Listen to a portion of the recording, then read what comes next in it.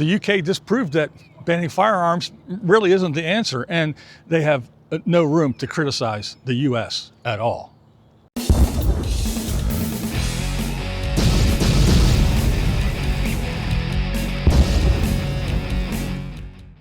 So in the UK, a teen, Henry Nowak, was attacked by an Islamic male, a sheikh, or whatever he's called, whatever his title is, and with a kirpan. Now this is something that they carry around, and let's face it, the UK, they have all kinds of things to say about us. Now I watch a lot of British TV, so the UK, yeah, they're always, they have something to say about the US all the time.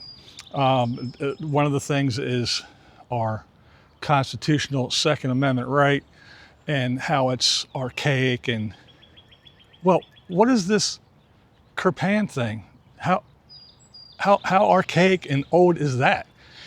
From the time of the Quran or something? What is that? Well, anyway, so this fine, upstanding, religious Islamic man stabbed this teen several times. After that, him and his friends stood around and filmed the young man as he lay there. And then they decided to call 999, which is the equivalent of our 911. When police arrived, the Islamic guy said, "He attacked me, I'm the victim."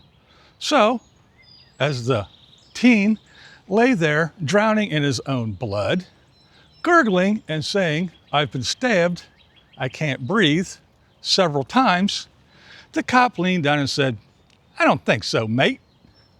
Drug him across the stones, flipped him over, put handcuffs on him, read him his rights, and let him lay there to perish. Henry had been stabbed multiple times, and as his chest filled with blood, he tried to escape. He was chased, abused, and filmed by Vikram Digwa and others. When police arrived, Henry was lying on the floor, barely able to sit up, and plainly in severe medical distress.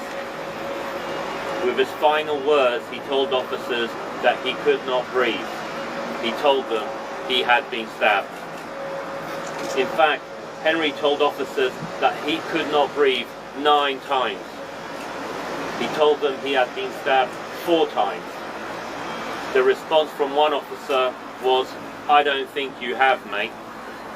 And what did happen to Mr. I have religious rights to carry this big sword around with me? Oh yeah, and by the way, the assailant, the true assailant, the murderer, was standing there with the bloody dagger in his hand.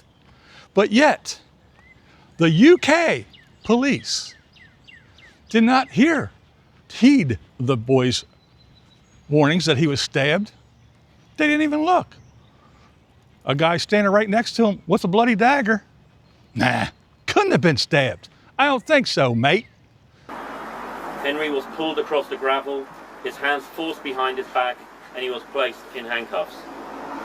Instead of being treated as a dying victim, police formally arrested Henry for assault and read him his rights. That was the last thing he heard.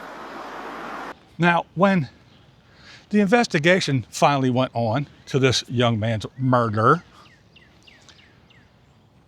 and they arrested the fine Islamic Sikh, they didn't handcuff him.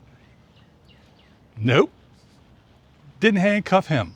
But the bleeding, stabbed, gurgling, drowning in his own blood kid begging for help, he got handcuffed and read his rights. Now, Mr. Sikh, he gets escorted to the car, put in the back, and even when they got to the police station, took him down to the cafeteria so he could order some food. Isn't that nice of them? Henry should not have died on the streets of Southampton in police custody. The way he was treated was inhumane and degrading. His murderer, however, was afforded decency. He was believed. He was not handcuffed when arrested. he was not handcuffed when transported to the police station. As far as we understand, he was never handcuffed at all. And, as Vikram Digwa himself told the court, whilst under arrest for Henry's murder, police even took him to the kitchen so he could choose his food. So, UK, the next time you got something to say about how we do things here in the US of A, I want you to reflect on Henry Nowak and what happened to him, what you allowed to happen to him, and what you did about it, and how your police handled it. Because I bet you guys were just all in a fucking roar for the George Floyd case, weren't you? I bet we were a bunch of lousy, worthless, no good. So yeah, I don't think you people have any room to talk anymore. I really don't. I don't think you have room to criticize a damn thing. So the next time you want to say something about our Constitution and the way we do things, take a look in the mirror. And here's another thing. You know why them folks go to the UK and carry their little religious daggers around with them? Because if they did that shit here, they would be, you know, one of those people that brought a knife to a gunfight. Not a good idea. Not a good idea. So, again, UK, check yourself before you wreck yourself. Before you start looking over here and telling us about our bullshit and the way we handle shit, handle your own shit. But you don't have to agree with a damn thing I say, but you know how we do here. That's right. This is Blind Views, and that's the way I see it. What we do here is go back. Loud.